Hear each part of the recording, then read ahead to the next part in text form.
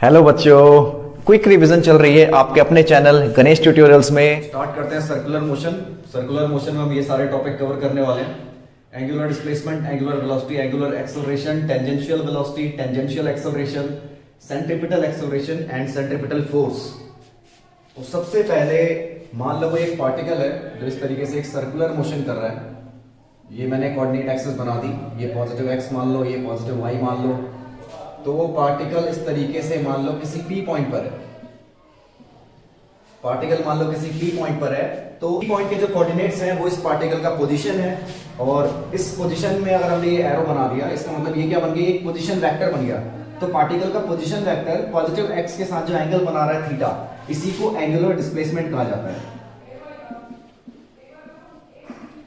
यहाँ पे थीटा ही angular displacement है। अब इस थीटा को टाइम के रेस्पेक्ट में अगर डिफरेंशिएट करोगे d theta by d t, तो ये हो जाएगा angular velocity omega. Angular displacement पढ़ लिया हमने थीटा, एंगुलर वेलोसिटी पढ़ लिया हमने d theta by d t equals to omega. तो इस पे सिंपल अगर कोई क्वेश्चन भी आ जाए जैसे T square plus 2t plus 1, तो बस तुम्हें इसको डिफरेंशिएट करना है D theta by d T, यहाँ से ओमेगा आ जाएगा। तो ये जाएगा 2t प्लस 2 और टाइम की जो भी वैल्यू दे रखी होगी एट 1 सेकंड, 1 सेकंड के लिए t की 1 सेकंड के लिए ओमेगा की वैल्यू 4 आ जाएगी। ठीक है, अब इस ओमेगा को अगर डिफरेंशिएट करेंगे टाइम के रेस्पेक्ट में, D omega by D T, omega को टाइम के रेस्पेक्ट में डिफरेंशिएट कर दिया तो यहां से आ जाता है एंगुलर एक्सेलरेशन अल्फा। ठीक है, इसके बाद देखो टेंजेंशियल वेलोसिटी निकालने के लिए हम क्या करेंगे, मान लो पार्टिकल पहले यहां पे है और ये हल्का सा बहुत ही स्मॉल एंगल डिस्प्लेस कर रहा है डी थीटा। पहले वो पार्टिकल पी पे था, अब वो पार्टिकल पी डैश पे पहुंच गया, तो उसने बहुत ही छोटा सा एंगल डिस्प्लेस किया डी थीटा। अब यहां से पी से पी डैश की जो ये लेंथ होगी, ये लेंथ भी बहुत ही ज्यादा स्मॉल आएगी डीएल, और इसका जो रेडियस है, रेडियस हम आर ले लेते हैं।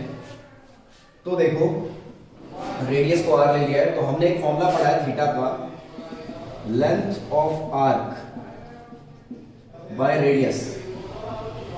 थीटा का फॉर्मूला होता है length of arc by radius. तो यहाँ एंगल जो है वो डी थीटा है और लेंथ ऑफ आर्क को हमने डीएल दिया हुआ है और रेडियस को आर, तो आर डी थीटा, ये डीएल हो गया। अब देखो दोनों साइड अगर टाइम के रेस्पेक्ट में डिफरेंशिएट करो या फिर डिफरेंशिएट ना करके खाली dt से डिवाइड करो, दोनों साइड अगर मैं dt से डिवाइड कर दूं तो d थीटा बाय dt ये हो जाएगा ओमेगा और dl बाय dt ये हो जाएगा वेलोसिटी।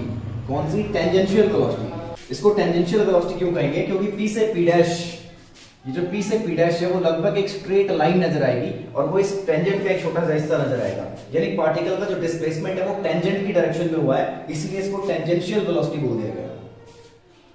ठीक है,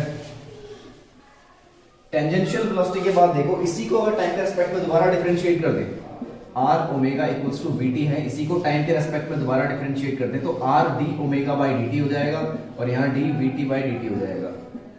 तो d ओमेगा बाय dt को हम लिख देंगे अल्फा, तो यहाँ से टेंजेंशियल एक्सेलरेशन आ जाएगा r अल्फा। यानी टेंजेंट की डायरेक्शन में हमने वेलोसिटी भी निकाल ली, टेंजेंट की डायरेक्शन में एक्सेलरेशन भी निकाल लिया है।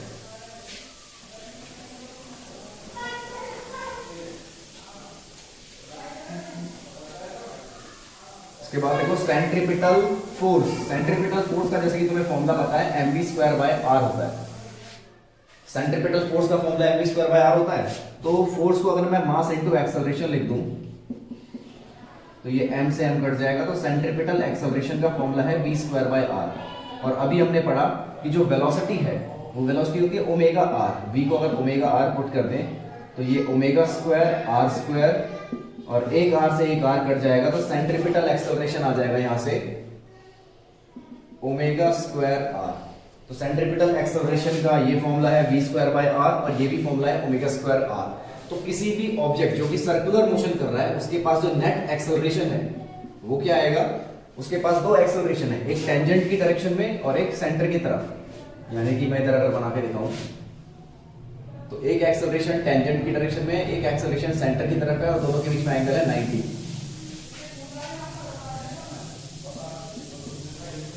तो यहां से दोनों का रिजल्टेंट वेक्टर निकालेंगे तो ये हो जाएगा AT का स्क्वायर प्लस AC का स्क्वायर प्लस 2AC AT और cos 90, और cos 90 होता है 0, तो ये आ जाएगा रूट में AT का स्क्वायर प्लस AC का स्क्वायर। यानी कि जो नेट एक्सेलरेशन है किसी भी ऑब्जेक्ट पर जो कि सर्कुलर मोशन कर रहा है वो ये होता है। अब जो नेट एक्सेलरेशन है वो टुवर्ड्स सेंटर नहीं है, इन दोनों के बीच में कहीं भी हो सकता है। नेट एक्सेलरेशन 80 और AC के बीच में किसी भी डायरेक्शन में हो सकता है। तो एक नंबर पे क्वेश्चन आता है कि क्या रिजल्टेंट एक्सेलरेशन, कोई भी ऑब्जेक्ट अगर सर्कुलर मोशन कर रहा है तो क्या उसका नेट एक्सेलरेशन सेंटर की तरफ होगा? नहीं, उसका नेट एक्सेलरेशन सेंटर की तरफ नहीं होगा, सेंटर और टेंजेंट के बीच में कहीं भी हो सकता है। क्वेश्चन ये भी आता है कि सर्कुलर मोशन में जो वेलोसिटी और एक्सेलरेशन है, वेलोसिटी और एक्सेलरेशन, उसके बीच में एंगल बताओ। तो वेलोसिटी और एक्सेलरेशन की जब भी बात की जाए तो उसका मतलब सेंट्रीपिटल एक्सेलरेशन और टेंजेंशियल वेलोसिटी की बात है, उनके बीच में एंगल 90 डिग्री है। टेंजेंशियल वेलोसिटी ये, सेंट्रीपिटल एक्सेलरेशन ये, इनके बीच में एंगल 90 डिग्री है।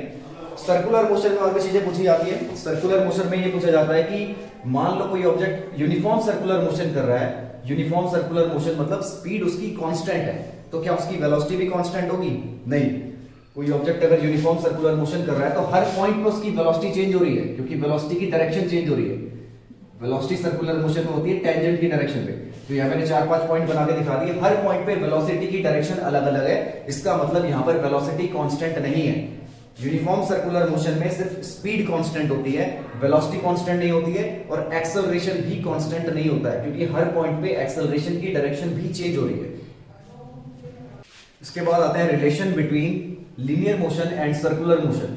तो लीनियर मोशन और सर्कुलर मोशन में देखो, सबसे पहला थीटा को डिस्प्लेसमेंट, वहां पे एक्स को डिस्प्लेसमेंट बोला जाता है। यहाँ पर omega D theta by dt है, यानी एंगुलर वेलोसिटी, वहां पे नॉर्मल वेलोसिटी होती है dx by dt। Angular acceleration है d omega by dt, a है dv बाई dt।